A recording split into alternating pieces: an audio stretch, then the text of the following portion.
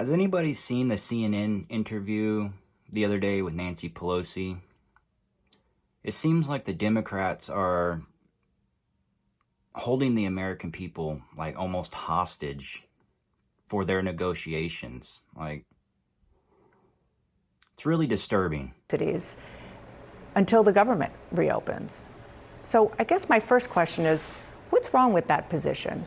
Why not open the government and then negotiate? Yeah, Aunt Nancy, why don't you just open it, negotiate like all you and your little cronies say you want to? The government was opened, and then the Republicans closed it because they did not want to extend health care subsidies. For the illegals. It means that it will raise the cost of health care to America's working families. They had their chance for all of this, but they didn't do it. Now they're saying, oh, if you open it, we'll do it. I don't believe that, but nonetheless, here's the thing. No, Aunt Nancy, here's the thing. Stop playing with the American people's lives. Stop going against the opponents. Like, when are you guys going to learn to work together for the people? Like, come on. The reason that the government is shut down is because the Republicans have insisted on taking down the subsidies, also Medicare, Medicaid, all of that, food for children, hundreds of billions of dollars for SNAP, to give a tax cut to the wealthiest people and the wealthiest corporations in America. Instead of coming up with all these allegations, how about show us some proof? Like, where's the proof that they are going to do this? And then maybe the American public can decide on something. You don't expect us to say, okay, we'll agree to your giving a tax cut to the richest people in America and increasing the cost of health care to open government. It's going to be up to them. They shut down government, and they're going to have to open up government. Well, how are they going to do that if you're not willing to work with them? Like, come on. They have every shutdown since the 90s, when I've been around anyway, has been a Republican shutdown. And here we go with the blame game again. It's like, work together. It's not hard. I understand what you're saying about where the differences are, and they are very big.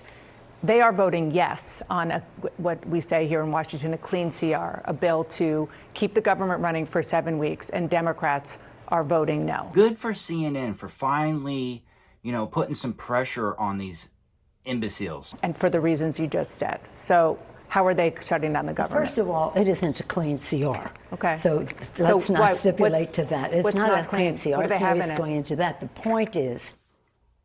Well, then what is the point? Please enlighten us, please. What is the point? Democrats who created Social Security, Medicare, Medicaid, the Affordable Care Act, all of that, are now being asked, reject that so we can give a tax cut to the rich. We're not doing it. Then quit speculating and show us some proof. Like, that's all we need is some proof. Like, and it isn't a question of, well, let's come back together so we can discuss it. That isn't going to happen. They had that chance. Now they just have to open government with it as a stipulation. So how do you get there? Would it be the president saying he's willing to engage in negotiations?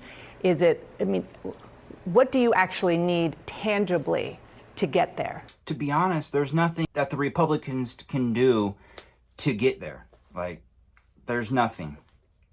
Pretty much the Democrats are holding the federal workers' pay hostage. They're holding most of the Americans' health care hostage.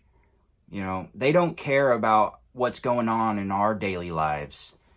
Only thing they care about is, proving their opponents wrong, making themselves look like the heroes in the public's eye.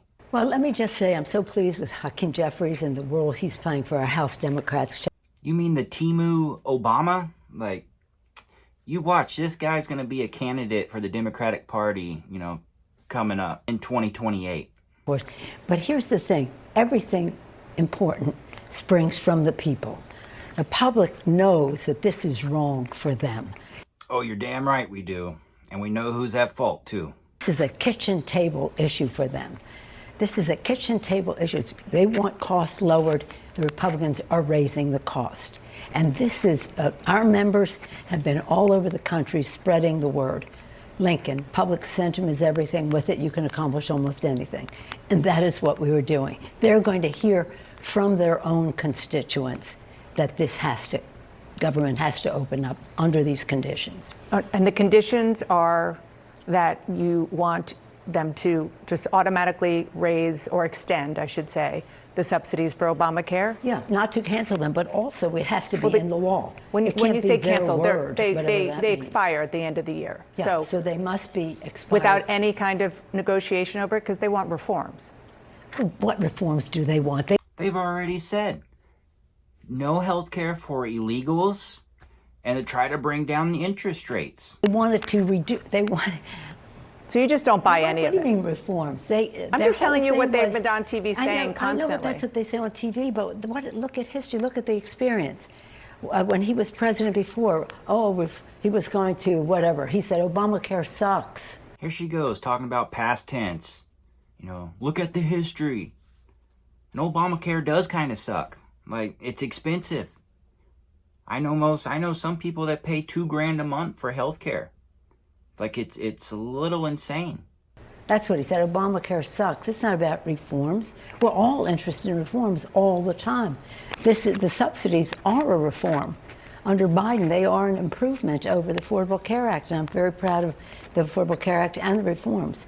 But they have not, they wanted, over 70 times they voted to repeal the Affordable Care Act. But this is a very specific part of the Affordable Care Act that you know better than I is popular in a lot of their districts and that's across the country. And you say, how are we going to open it? We're going to open it because it's very popular and among Democrats, among Republicans, and among independents. But you also mentioned making cuts to programs that Congress had already approved, raising. So you're talking about a wide array and wide range of wants and sort of demands that Democrats have. You've been through this kind of thing many, many times. I still can't see, and maybe you can explain it, how you get from here to there, because it feels like we're going to be in this for a long time. Well, when President Trump was president before, it was 35 days. Yeah. And I remind you, he said, I'm very proud of this shutdown. Because he wasn't given into your idiotic ways. He set you and Schumer down right in the Oval Office and told you guys how it was going to be. And I'm sure he's planning on doing the same thing this time. Like, why don't you get your party together and talk to their party, come up with the plan for the American people? All the poor federal workers not getting paid right now. Military not getting paid right now. The people who fighting for our country not getting paid right now. That's the word to use, because they don't believe in governance, and then they don't believe in the work that government does. So now they're saying they may not pay the employees that do the work, which the law that he signed says they must pay. Well, let me the ask you about employees. that. I'm glad you brought that up, because not only are they suggesting that perhaps they will not pay some furloughed workers, they're also still holding out the possibility of just firing federal workers. It's a pressure tactic against you and your fellow Democrats. Yeah, it's called trimming the fat. Are they really needed? Do I necessarily agree with firing them? No. But at this point, I mean, what can they do? They got to have something to try to get these idiotic people to try to negotiate with them.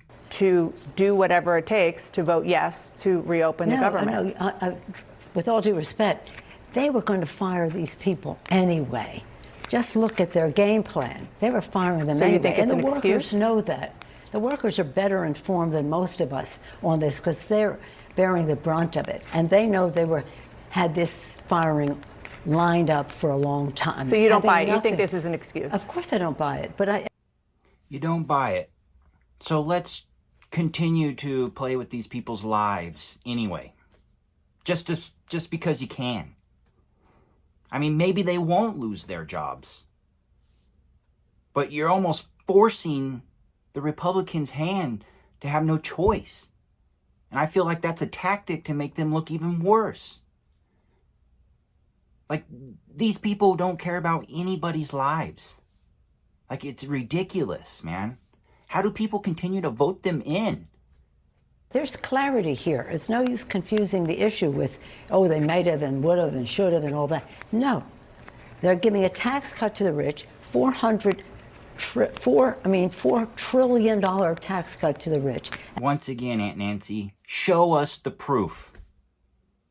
Show us the proof so we can make an educated guess or an opinion, whatever it may be, on what needs to be done here, instead of playing with people's lives. At the expense of food in the mouths of babies, health care for families, Medicaid for long-term health care for seniors, as well as for poor children, not to even mention the Medicare cuts that they have, but I will mention them. In any event, don't ask Democrats to say we are going to reject everything we stand for in Medicare, Medicaid, Social Security. Then work with them. I mean, no wonder why nothing can ever get done. You guys want to sit and bicker with each other. I mean, these are people's lives you're talking about here. They're firing so many people at Social Security, it's hard to get your benefit. Yeah. So this is a budget is a statement of values. What is important to you as a nation is reflected in your budget. President Trump this morning called for Mayor Brandon Johnson of Chicago, the governor of Illinois, J.B. Pritzker, to be jailed. Yesterday, he hinted that he might invoke the Insurrection Act to send U.S. troops into cities. You're damn right he should. I mean, these incompetent mayors are ruining their cities. I mean, I wish he would send one here in California. I mean, the homelessness is crazy. And our governor, Aunt Nancy's nephew, Gavin, spent $24 billion on homelessness. And it got worse. That's how incompetent these people are. So hell yeah, he needs to send in the National Guard. You obviously come from a very well-known Democratic city, San Francisco, which is a total shithole, by the way. Used to be a beautiful city, man. But it's so overrun with criminals and homeless and, I mean, drug use on the streets. You can't walk down the road without getting high off fentanyl. so far the president is not immediately talking about sending troops in. But what should the Democrats in these cities do? What can they do? Well, let's talk about what the president shouldn't do. The president shouldn't be sending troops in. People in these cities don't want to live under military rule running their cities. What we all have as a first responsibility, the safety of the American people. Did she just hear herself? The safety of the American people. I'm pretty sure that's what President Trump is trying to do. Bring in the guard, get rid of the criminals, the terrorists, the murderers, for the safety of the people. For community safety in their communities. And that's where we should be working together to keep communities safe. One thing he could do is help pass ending gun violence in our country, because that's where much of the violence springs from. No, Aunt Nancy. We'll keep our guns. I mean, who in the hell's gonna defend us? Sure in the hell not you. Or your colleagues. Or your corrupt-ass police and your corrupt-ass governors. But the tactics that the president are using are highly unusual and not to be respected. If there were a situation where the locals see disorder and they need national folks to come in, they would be asking for it, but they aren't. Probably because they're too incompetent to do so. And by the way, sending troops from one state to the next, these poor, I feel sorry for the troops. Have you seen that before? I mean, we see it when it's requested. When it's requested, that's a different story, or for the case of natural disaster, all kinds of other reasons. But to do public safety, this is a political move on the part of the president, and saying that the governor and the mayor should be imprisoned. Please, come on, be presidential, Mr. President. I'm pretty sure that's what he's doing. Being presidential. When the mayors and the governors won't do anything, It's what president is for, to step up when they won't. Honor the office you serve in. Don't be so deranged and political as to how you make decisions. Prop 50, it's about redistricting. It's a ballot initiative. It's going to be. And holy shit, don't get me started on Prop 50. See, here in California, her little nephew, whatever you call him, Gavin Newsom, they came up with the plan to redistrict our state. See, here in the North State, we have very few, Republican representatives, because most of the state is covered by Democrats. That's why it's so poorly ran. And they want to go against the commission that we have signed into law, I think back in 2010 or something. But they want to throw that out the window. And they want to redraw it their own way. So yeah, we're voting on Prop 50. And if anybody is watching this that is from California, vote no on Prop 50. Because, we won't have any representation for our area. All the Democrats that they want to run our area here in the North State are from Central California, Southern California areas. The incompetence from these people is crazy. It's insanity. It's insanity. These people need to learn. They work for us. These people need to learn that they don't play with the American people's lives. These people need to learn to do their job, work together to make this country great. Make it the best that it's ever been. And yeah, that's all I have to say about this. So, peace. Love y'all. Hope you have a great day.